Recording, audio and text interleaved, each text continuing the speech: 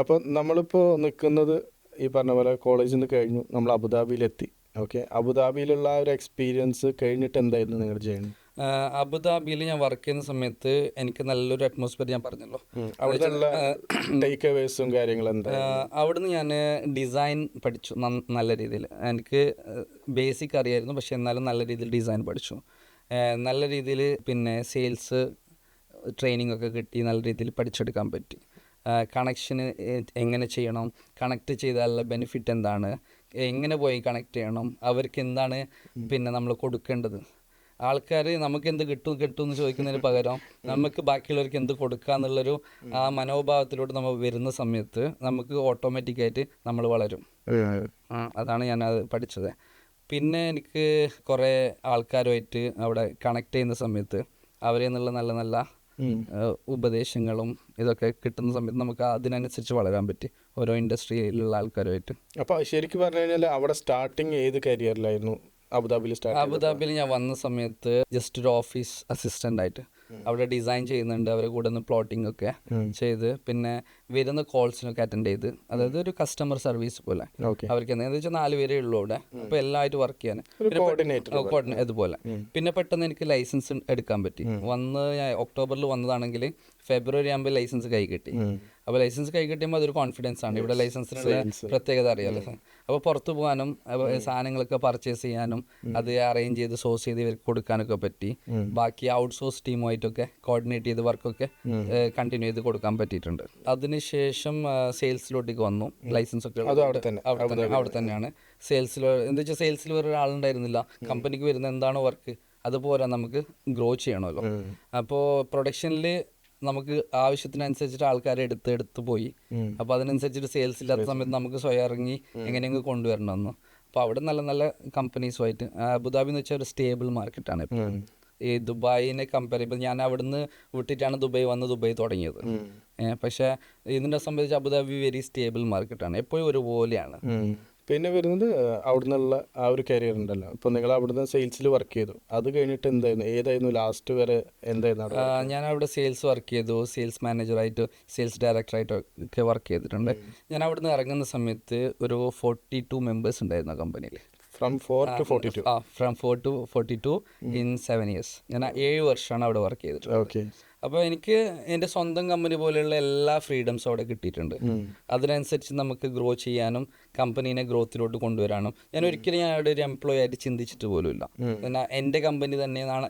കുറേ ആൾക്കാർ വരെ, ഈവൻ കസ്റ്റമേഴ്സ് വരെ എന്നോട് ചോദിച്ചിട്ടുണ്ട് ഞാൻ പോകുന്നു എന്ന് പറഞ്ഞിട്ട്. ലാസ്റ്റ് നമ്മുടെ അവിടെ ഒരു സെയിൽസ് മാനേജർ ഉണ്ടായിരുന്നു, നദീം, പിന്നീട് എടുത്തത്. അപ്പോൾ നദീമിൻ്റെ കൂടെ ഞാൻ ഡീൽ ചെയ്ത ക്ലയൻറ്റിൻ്റെ അടുത്തൊക്കെ പോയി ഒന്ന് അവരുമായിട്ട് സംസാരിക്കുമ്പോൾ അൽത്താഫ് പോകുന്ന വെച്ചാൽ അൽത്താഫിൻ്റെ എല്ലാ കമ്പനി എന്ന് വരെ ആൾക്കാർ ചോദിച്ചിട്ടുണ്ട്. അപ്പോൾ ആ രീതിയിലുള്ളൊരു ഫ്രീഡമും ഇതും കിട്ടി നമുക്ക് നല്ലൊരു ഓപ്പർച്യൂണിറ്റി ആയിരുന്നു അത്. പിന്നെ അവിടുന്ന് ഇറങ്ങാനുള്ളത് സ്വന്തമായിട്ട് നമുക്ക് എന്തെങ്കിലും ചെയ്യണമെന്ന് ചെറുപ്പം മുതലേ ഉള്ള ആഗ്രഹമാണ്. അപ്പോൾ ഞാൻ പഠിച്ചുകൊണ്ടിരിക്കുമ്പോൾ പോലും ഫ്രീലാൻസ് ആയിട്ട് കുറേ കാര്യങ്ങൾ അവിടെ ചെയ്ത് പോക്കറ്റ് മണിക്കുള്ള കാശ് ഉണ്ടാക്കിയിട്ടുണ്ട്. ഞാനത് അവിടെ മൊബൈൽ എടുത്ത് മറിച്ച് വെക്കൽ, പിന്നെ അവിടെ എന്തെങ്കിലും ചെറിയ ഒരു പ്രോഗ്രാംസ് ഒക്കെ ഉണ്ടെങ്കിൽ അതിൻ്റെ കോർഡിനേഷനും കാര്യങ്ങളൊക്കെ ചെയ്ത് അതിനുള്ള അറേഞ്ച്മെൻ്റ് ഒക്കെ ചെയ്ത് റെഡി ആക്കി കൊടുക്കൽ, അങ്ങനെയൊക്കെ ആയിട്ടുള്ള കുറച്ച് കാര്യങ്ങൾ ചെയ്തിട്ടുണ്ട്. എല്ലാം IT റിലേറ്റഡ് കമ്പ്യൂട്ടർ അപ്പോൾ ആ സമയത്ത് ഇറങ്ങിയ സമയത്ത് അസംബിൾഡ് കമ്പ്യൂട്ടറല്ല, മറ്റേ കമ്പ്യൂട്ടറിന് വില കൂടുതലാണ്. അപ്പോൾ ആൾക്കാർക്ക് വില കുറച്ച് കൊടുക്കാൻ വേണ്ടിയിട്ട് അസംബിൾഡ് കമ്പ്യൂട്ടർ ചെന്നൈ പോയി അതിനെ കേസ് എടുത്തു, അതിനുള്ള ഹാർഡ് ഡിസ്ക് വേറെ എടുത്തു, അങ്ങനെ സെറ്റ് ചെയ്തിട്ടൊക്കെ കൊടുത്തിരുന്നു. ഞാൻ അത്യാവശ്യം അതിലൊക്കെ ടെക്നിക്കലി കുറച്ച് ഗുഡായിരുന്നു ആ സമയത്ത്. ഓക്കെ, അപ്പോൾ അത് കഴിഞ്ഞിട്ട് നമ്മൾ എന്ത് ചെയ്തു? ഇവിടുന്ന് ഇറങ്ങി ഓൺ ബിസിനസ്സിലേക്ക് നിങ്ങൾ ഇറങ്ങി. അതെ. അപ്പോൾ ഈ പറഞ്ഞ പോലെ അവിടുന്ന് നമുക്ക് കിട്ടിയൊരു കോൺഫിഡൻസ് പറഞ്ഞാൽ ഓക്കെ ഒരു 80% നമുക്ക് അറിയാം അവിടുത്തെ കാര്യങ്ങൾ. പിന്നെ ആ ഇറങ്ങുന്ന സമയത്ത് എന്തായിരുന്നു നിങ്ങളുടെ മൈൻഡ് സെറ്റ്? ഓഫ് കോഴ്സ് നമ്മുടെ ബിസിനസ് പോലെ തന്നെ നിങ്ങളുടെ ആ കമ്പനിയുടെ ബിസിനസ് ഓണറും ഇതേപോലെ വളരെ ട്രസ്റ്റഡ് ആയിരിക്കും നിങ്ങളായിട്ട്, അല്ലേ? അതെ. ആൾ ഒരുപാട് റെസ്പോൺസിബിലിറ്റി തന്നിട്ടുണ്ടായിരിക്കും. അപ്പോൾ ആ സിറ്റുവേഷൻ എങ്ങനെയാണ് ഓവർകം ചെയ്തത്? ഞാൻ ഇറങ്ങുന്നെന്ന് പറയുമ്പോൾ സ്വാഭാവികമായിട്ടും പുള്ളി പോലും പ്രതീക്ഷിച്ചില്ല. പുള്ളി എന്നോട് പറഞ്ഞതാ, നീ ഇറങ്ങുമെന്നുള്ളത് പ്രതീക്ഷിച്ചില്ല എന്നുള്ളത്. പക്ഷെ ഞാൻ പറഞ്ഞു എനിക്ക് എൻ്റേതായൊരു ഇത് ഉണ്ടാക്കിയെടുക്കണമെന്നുണ്ട്. ഞാൻ എത്ര ഇനി വർക്ക് ചെയ്താലും അവിടെ ചെയ്താലും ഞാൻ അവിടെ ഒരു വർക്കർ തന്നെയാണ്. അപ്പോൾ എനിക്ക് എൻ്റെ സ്വന്തം എന്ന് പറയാൻ എൻ്റെ സ്വന്തത്തിൽ തന്നെ ചെയ്യണമെന്നുള്ളൊരു കാഴ്ചപ്പാടിൽ അതൊരു കോയിൻസിഡൻസ് ആയിരുന്നു. അതായത് എൻ്റെ ഒരു ഫ്രണ്ട് ദുബായിൽ ഒരു കമ്പനി എടുത്തു. അവനെ ഒരു വർക്ക് ചെയ്യുന്ന സമയത്ത് അവനക്ക് അവിടെ കുറേ വർക്കൊക്കെ വരുന്ന കണ്ടതുകൊണ്ട് അവൻ എന്ത് ചെയ്തു, ഒരു ലൈസൻസ് എടുത്തു. ലൈസൻസ് എടുത്ത് അത് റൺ ചെയ്യാനൊക്കെ അവന് ശ്രമിച്ചു. അവന് റൺ ചെയ്യാൻ ശ്രമിക്കുന്നില്ല, അവൻ അറിഞ്ഞില്ല. എന്നോട് ഓൺലൈൻ, അതായത് വിളിച്ച് ഫോണിലൊക്കെ വിളിച്ച് എങ്ങനെയാണ് ചെയ്യേണ്ടതെന്നൊക്കെ ചോദിച്ച് സപ്പോർട്ടൊക്കെ എടുത്ത് ചെയ്തിരുന്നു. പക്ഷെ ഒരു വർഷമൊക്കെ അവർ പോയി, അവർക്കൊന്ന് റണ്ണായില്ലത്. അപ്പോൾ 2016 ഡിസംബറിലാണ് ഞാൻ ഇറങ്ങുന്നത്. അപ്പോൾ ആ സമയത്ത് എന്നോട് പറഞ്ഞു, നീ ഒരു കാര്യം ചെയ്തോ, ആ ലൈസൻസ് അങ്ങനെ എടുത്ത് നീ തന്നെ ചെയ്തു. എന്താ വെച്ചാൽ നമ്മളെ കൊണ്ട് നടത്താൻ പറ്റുന്നില്ല. അൽത്താഫ് ആണെങ്കിൽ ഈ ഫീൽഡിൽ എക്സ്പീരിയൻസ്ഡ് ആണ്, നിങ്ങളെ ഫീൽഡിൻ്റെ ആക്ടിവിറ്റിയുള്ള ലൈസൻസും ആണ്. ഈ ലൈസൻസ് അൽത്താഫിനെ എടുത്ത് റൺ ചെയ്തോളൂ എന്നുള്ള ഒരു ഓപ്പർച്യൂണിറ്റി നമുക്ക് കിട്ടി. അത് പാർട്ട്ണർഷിപ്പ് ആണോ അത് കമ്പനി ഹാൻഡ് ഓവർ ആണ്? ആദ്യം പാർട്ട്ണർഷിപ്പായിട്ട് ചെയ്യാന്നുള്ള രീതിയിലാണ് തന്നത്. അൽത്താഫിന് ഒരു ഷെയർ തരാന്നുള്ള രീതിയിലാണ് കൊണ്ടുവന്നത്. പിന്നെ അങ്ങോട്ടായി അവർക്ക് ആദ്യം തന്നെ ബിസിനസ് വരില്ലല്ലോ. ഇവർ കാണുന്ന അൽത്താഫ് എന്ന് വെച്ചാൽ അബുദാബിയിൽ വന്നു, ആ കമ്പനി വളരുന്നു, ഭയങ്കര സംഭവമാണെന്നുള്ള രീതിയിൽ അവർ വന്നു. പക്ഷെ എന്തായാലും അബുദാബി എന്ന് വിട്ടിട്ട് ഞാൻ ദുബൈയിൽ പുതിയൊരു സ്പേസിലാണ് വരുന്നത്. അപ്പൊ എനിക്ക് അവിടെ ആരെയാ കാണേണ്ടത്, ഇവിടുന്ന് സാധനങ്ങൾ എവിടുന്നാ കിട്ടേണ്ടത്. നമ്മൾ അവിടെ ബിസിയിലുണ്ടാകുമ്പോൾ നമ്മൾ ഇവിടെ വന്ന് ദുബൈയിലുള്ള കാര്യങ്ങൾ അന്വേഷിക്കാറൊന്നും ഉണ്ടായിരുന്നു. അപ്പോൾ അതുകൊണ്ട് നമുക്ക് എന്ത് ചെയ്തു, പിന്നെ ആ ഒരു ചലഞ്ച് ഉണ്ടായിരുന്നു. അതെനിക്കൊരു 6 months ഒക്കെ എടുത്തു ഒരു ഫസ്റ്റ് ഇൻവോയ്സ് ചെയ്യാൻ വേണ്ടിയിട്ട്. അതുകൂടാണ്ട് ഞാൻ ഇവിടെ എത്തുന്ന സമയത്ത് എൻ്റെ മൈൻഡിലുണ്ടായിരുന്നു, ഞാൻ അവിടുന്ന് ഇറങ്ങി സെയിം ആക്ടിവിറ്റി സെയിം കാര്യങ്ങൾ ചെയ്യണ്ട. നമ്മൾ അവിടുന്ന് പഠിച്ചു വന്നതല്ലേ, അത് ചെയ്യണ്ട, വേറെ എന്തെങ്കിലും ചെയ്യാന്നൊക്കെ ഉള്ള താല്പര്യത്തിൽ കുറേ ട്രയൽ ആൻഡ് എറർ നടന്നു. എന്താ വെച്ചാൽ സോഷ്യൽ മീഡിയ ഒക്കെ ഒന്ന് സ്റ്റാർട്ട് ചെയ്ത് വരുന്ന സമയമാണ്. അപ്പോൾ എനിക്കിതിനോട് ഞാൻ പറഞ്ഞില്ല, ഐറ്റിനോട് കമ്പം ഉള്ളതുകൊണ്ട് ഞാൻ വെബ്സൈറ്റും ഇതൊക്കെ ഉണ്ടാക്കി, സോഷ്യൽ മീഡിയ പേജസ് ഒക്കെ ഉണ്ടാക്കി, അതിൻ്റെ SEO ബാക്ക് ആൻഡ് വർക്ക്സും ഗൂഗിൾ മൈ ബിസിനസിന് മുമ്പ് ഒരു സംഭവം ഉണ്ടായിരുന്നു, എനിക്ക് ഇപ്പോൾ പേര് മറന്നുപോയി.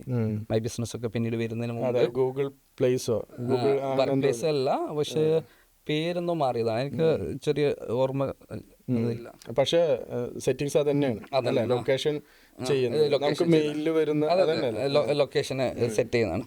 അപ്പോൾ അതിൽ പോയി അതൊക്കെ സെറ്റ് ചെയ്ത് കൊടുക്കുക, അങ്ങനെയുള്ള താല്പര്യമൊക്കെ എനിക്ക് ഉണ്ടായിരുന്നു. എന്താ വെച്ചാൽ ഇനിയത്തെ ഇത് ബൂമിങ് അതാണ്, സോഷ്യൽ മീഡിയ ഒക്കെ ആണെന്നുള്ളൊരു അറിവിൻ്റെ പുറത്ത് ഞാൻ അതിലൊക്കെ നോക്കി 5-6 മാസം. പക്ഷേ എനിക്ക് എന്തായാലും ഒന്നും പിടുത്തം കിട്ടുന്നില്ല. എന്താ വെച്ചാൽ ഞാൻ വന്ന ഫീൽഡ് സൈനേജ് ആണ്.